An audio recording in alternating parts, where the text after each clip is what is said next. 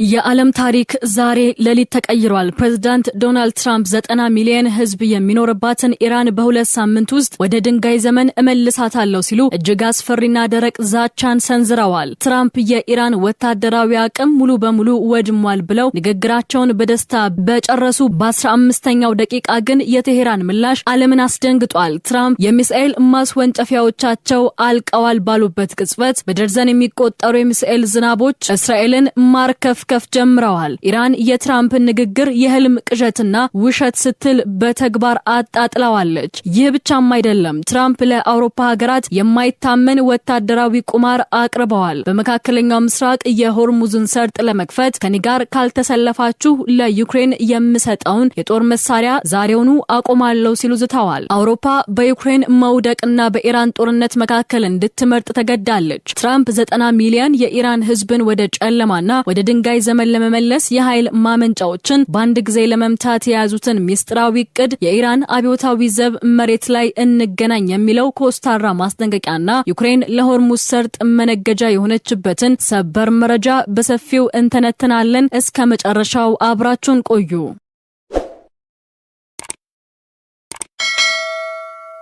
የአሜሪካው ፕሬዝዳንት ዶናልድ ትራምፕ የዓለምን ፖለቲካዊ መድረክ የሚያናውጥና አጋሮቻቸውን ክፉኛ ያስደነገጠ አዲስ ወታደራዊና ዲፕሎማሲያዊ ስልት ይዘው ብቅ ብለዋል። ታዋቂው ፋይናንሻል ታይምስ ጋዜጣ በጉዳዩ ላይ ቅርበት ያላቸውንና የውይይቱን ዝርዝር የሚያውቁ ምንጮችን ጠቅሶ እንደዘገበው ፕሬዝዳንት ትራምፕ ለአውሮፓ ሀገራት እጅግ አስደንጋጭ ማስፈራሪያ ሰንዝረዋል። ይኸውም አውሮፓውያን በመካከለኛው ምስራቅ ያለውን የሆርሙዝ ወንበል ዳግም ለመክፈት አሜሪካ ለምታዋቅረው የፈቃደኞች ጥምረት ካልተባበሩ አሜሪካ ለዩክሬን የምታቀርበውን የጦር መሳሪያ አቁማለሁ በማለት በይፋ ዝተዋል። ይህ የትራምፕ ውሳኔ በዲፕሎማሲው ዓለም እንደ ታጋች መያዝ ተቆጥሯል። ትራምፕ ይህንን ከፍተኛ ጫና እያደረጉ ያሉት በአውሮፓ ሀገራት የሚደገፈውና በኔቶ በኩል ለዩክሬን በሚቀርበው የጦር መሳሪያ ግዢ ሂደት ላይ እጃቸውን በማስገባት ነው። ትራምፕ ለዚህ ውሳኔያቸው የሰጡት ምክንያት በአሜሪካ ታሪክ ታይቶ የማይታወቅና አጋሮቻቸውን ብቻችሁን ናችሁ የሚል መልእክት ያስተላለፈ ነው። ዩናይትድ ስቴትስ በሆርሙዝ ወንበል በኩል ምንም አይነት ነዳጅ አታስገባም፣ ወደፊትም አታስገባም፣ እኛ አያስፈልገንም። ስለዚህ ነዳጅ ከዛ የሚያስገቡ የዓለም ሀገራት ለዛ መስመር ጥበቃ ራሳቸው ኃላፊነት መውሰድ አለባቸው፣ ሊንከባከቡት፣ ሊያከብሩትና ሊይዙት ይገባልም ብለዋል። ትራምፕ አክለውም ይህ ጦርነት ሲያበቃ የሆርሙዝ ወንበል በተፈጥሮ ይከፈታል የሚል እምነት አላቸው። ምክንያቱም ኢራን ሀገሯን መልሳ ለመገንባት ነዳጇን መሸጥ ስለምትፈልግ የንግድ ፍሰቱ ይቀጥላል፣ የነዳጅ ዋጋም ወዲያውኑ ይወርዳል ብለው ያምናሉ። ይሁን እንጂ እስከዚያው ድረስ ግን አሜሪካ ለዩክሬን የምትሰጠውን ወታደራዊ ድጋፍ እንደ የንግድ ልውውጥ መጠቀሟ በአውሮፓ ዋና ከተሞች ከፍተኛ ድንጋጤን ፈጥሯል። የአሜሪካ የውጭ ጉዳይ ሚኒስትር ማርኮ ሩቢዮ ማክሰኞ ዕለት ለአልጀዚራ በሰጡት መግለጫ እንደ ስፔን ያሉ የኔቶ አጋሮች አሜሪካና እስራኤል በኢራን ላይ ለሚያደርጉት ጦርነት የአየር ክልላቸውንና ወታደራዊ ካምፖቻቸውን መከልከላቸው እጅግ የሚያሳዝን መሆኑን ገልጸዋል። ሩቢዮ በግልጽ እንዳስጠነቀቁት ጦርነቱ ካበቃ በኋላ ዋሽንግተን የኔቶን ዋጋና አስፈላጊነት ዳግም ትመረምራለችም ብለዋል። ትራምፕ በበኩላቸው በሪውተርስ በኩል በሰጡት ቃል አሜሪካ ከኔቶ ለማውጣት በእርግጠኝነት እያሰብኩበት ነው በማለት በ1949 ጀምሮ የነበረውን ዓለም አቀፍ የደህንነት ስምምነት ወደ መፍረስ እያመሩ መሆኑን አረጋግጠዋል። ወዳጅ በፈለግንበት ጊዜ አላገኘናችሁም፣ መንገዱ አንድ አቅጣጫ ብቻ ሆኗል በማለት ኔቶን ለማፍረስ ሰበብ እየፈለጉ መሆኑን ይፋ አድርገዋል። ይህ ማለት አውሮፓ የኢራን ጦርነት ውስጥ ካልገባች ዩክሬንን ለሩሲያ አሳልፋ ትሰጣለች ማለት ነው። ፕሬዝዳንት ዶናልድ ትራምፕ ዛሬ ለዓለም ሕዝብ የሰጡት ንግግር አሜሪካ በኢራን ላይ የጀመረችው ኦፕሬሽን ኤፒክ ፊሪ በአንድ ወር ውስጥ ታሪካዊ ድል መቀዳጀቱን የሚያበስር ነበር። ትራምፕ እንዳሉት ባለፉት 4 ሳምንታት የአሜሪካ ጦር በጦር ሜዳው ላይ ፈጣን፣ ወሳኝና እጅግ አጥፊ ድሎችን ተቀዳጅቷል። ትራምፕ በንግግራቸው መጀመሪያ ላይ የኔ ምርጫ ሁልጊዜም ዲፕሎማሲ ነበር፣ ነገር ግን የቴሄራን አገዛዝ የኒውክሌር መሳሪያ ፍለጋውንና ስምምነቶችን የመቃወም ግትርነቱን ቀጥሎበታል በማለት ለጦርነቱ መጀመር ኢራንን ተጠያቂ አድርገዋል። ትራምፕ የኢራን ወታደራዊ አቅም አሁን ባለበት ደረጃ ላይ እንዲህ ያለ ዝርዝር መረጃን ሰጥተዋል። የኢራን ባህር ኃይል አሁን ሙሉ በሙሉ ወድሟል፣ ጠፍቷል። አየር ኃይላቸውና የሚሳኤል ፕሮግራማቸው ከዚህ ቀደም ታይቶ በማይታወቅ ደረጃ ተመቷል። የመከላከያ ኢንዱስትሪ ኢንዱስትሪያቸው ፈርሷል፣ ማንም አላመነባቸውም፣ የሚስጥራዊ መሳሪያዎች ነበራቸው፣ እኛ ግን ሁሉንም በአንድ ጊዜ አውድመናቸዋል። አሁን የቀራቸው የሚሳኤልና የድሮን ማስወንጨፊያዎች በጣም ጥቂት ናቸው፣ እነሱም ቢሆኑ ወደ ፍርክስክስነት እየተቀየሩ ነው ብለዋል። ትራምፕ አክለውም ይህ ጦርነት ለአሜሪካ ልጆችና የልጅ ልጆች የወደፊት እጣ ፋንታ የተደረገ ታላቅ ኢንቨስትመንት መሆኑን ገልጸው ዓለም የአሜሪካን ጥንካሬና ብልህነት በማየት እያደነቀች ነው ብለዋል።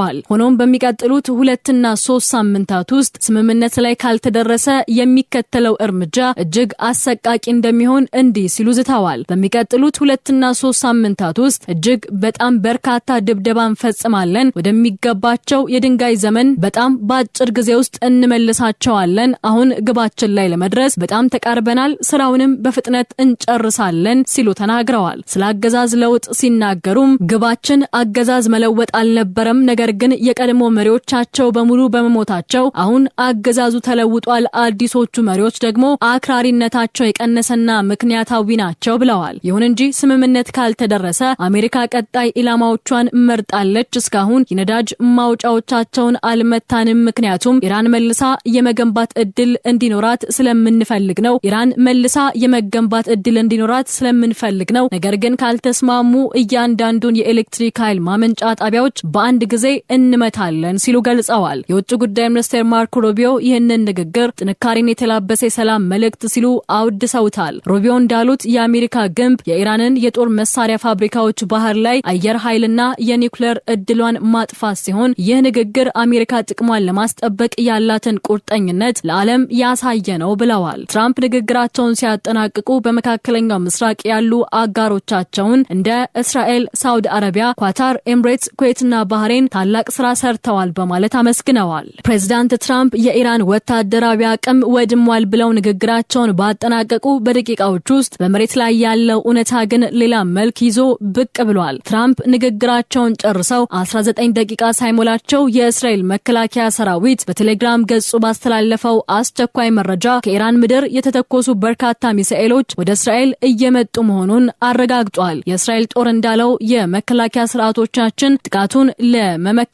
ስራ ላይ ናቸው ሲል ገልጿል። የጥቃት ትራምፕ የኢራን ሚሳኤሎች አልቀዋል በማለት ለተናገሩት ንግግር የቴህራን የቀጥታ ወታደራዊ ምላሽ ተደርጎ ተወስዷል። በዲፕሎማሲው ረገድም የኢራን የውጭ ጉዳይ ሚኒስቴር ቃል አቀባይ እስማኤል ባቃይ ትራምፕ ኢራን የተኩስ አቁም ጠይቃለች በማለት የተናገሩትን ንግግር ፍጹም ውሸትና መሰረተ ቢስ ሲሉ አጣጥለውታል። ኢራን በአሜሪካና በእስራኤል ላይ 89 የሚሳኤልና የድሮን ጥቃቶችን መፈጸሟን የጠቀሱት ቃል አቀባዩ ይህ የሀገሪቱን ሉዓላዊነት የመከላከል ጽኑ አቋም መገለጫ መሆኑን ተናግረዋል። ይበልጥ ደረቅና አስፈሪ የሆነው ምላሽ ግን ከኢራን አብዮታዊ ዘብ ከፍተኛ አመራሮች የመጣ ነው። የኢራን አብዮታዊ ዘብ የአየር ክልል ኃይል አዛዥ ብርጋዴር ጀነራል ማጂድ ማሲቫ በኤክስ ገጻቸው ላይ በዕብራይስጥ ቋንቋ ባሰፈሩት መልእክት በእስራኤል መጠለያዎች ውስጥ ተደብቀው ያሉትን ሰፈራውያን እንዲህ ሲሉ አስጠንቅቀዋል። ኢራን የሚሳኤል ዝናብ ስታዘንብባችሁ በመጠለያዎቻችሁ ጠባብና ጨለማ ምድር ቤት ውስጥ ሆናችሁ የምትሰሙት ተደጋጋሚ ሳይረንና የሚሰማችሁ መንቀጥቀጥ ይህ የኔታንያሁ የፋሲካ በዓል ስጦታችሁ ነው። በተጨማሪም የኢራን ፕሬዝዳንት ጽህፈት ቤት የኮሙኒኬሽን ዘርፍ ምክትል ሰይድ ሙሁዲ ታባታባይ ትራምፕ የአገዛዝ ለውጥ መጥቷል በማለት የተናገሩትን ቅዠትና የሌቦች ውሸት ሲሉ ጠርተውታል። ኢራን ሀገሯን ለመከላከል ያላት አቋም ቅንጣት ታህል እንዳልተቀየረና ለትራምፕ የውሸት ትረካዎች ቦታ እንደማይሰጡ ገልጸዋል። ትራምፕ በበኩላቸው ግን አሁንም በደረቅ አቋማቸው ቀጥለዋል። በሮይተርስ በኩል በሰጡት ቃል በጣም በፍጥነት ከኢራን እንወጣለን፣ ነገር ግን አስፈላጊ ሆኖ ሲገኝ እየተመለስን ቁልፍ ኢላማዎችን እንመታለን ብለዋል። ትራምፕ ኔቶ ድጋፍ ስላልሰጣቸው ያላቸውን ጥላቻ ገልጸው አሜሪካን ከኔቶ ለማውጣት በእርግጠኝነት እያሰብኩበት ነው በማለት ያለምን የደህንነት ጥምረት አደጋ ላይ የሚጥል ንግግር ሰንዝረዋል። ክብሯትና ክብሯን ትራምፕ ስራዬን በ2 ሳምንት ጨርሳለሁ ቢሉም በመሬት ላይ ያለው እውነታ ግን የኢራን የሚሳኤል ዝናብ ሆኗል። አሜሪካ ከኔቶ የምትወጣ ከሆነና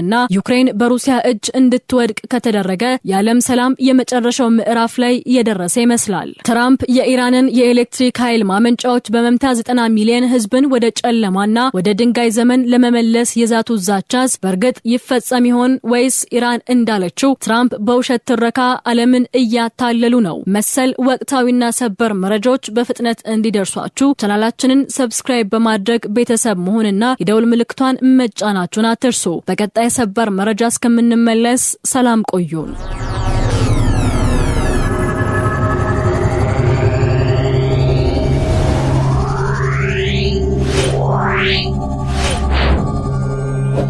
Wow.